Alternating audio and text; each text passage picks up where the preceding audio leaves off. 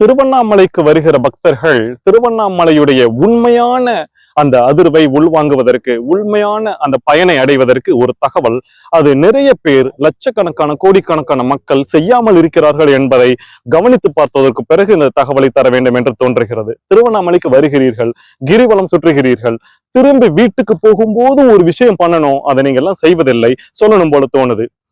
ஒரு விஷயம், திருவண்ணாமலைக்கு வந்துவிட்டு கிரிவலம் செல்கிறீர்களோ அல்லது ஒரு 2 நாள் 3 நாள் நீங்க தங்குறீங்களோ, எத்தனை நாட்கள் தங்குகிறீர்களோ, முதல் பாயிண்ட், நேரடியாக நீங்கள் வீட்டுக்குத்தான் செல்ல வேண்டும். ஆபீஸ்க்கு போறேன், ஃப்ரெண்டை பார்க்கறதுக்கு போறேன், கடைக்கு போறேன், திருவண்ணாமலைக்கு வந்துவிட்டு நேரடியாக நீங்கள் வீட்டுக்கு தான் செல்ல வேண்டும். 2வது விஷயம், வீட்டிற்கு சென்று விட்டு ஒரு 24 மணி நேரமாவது குளிக்க கூடாது.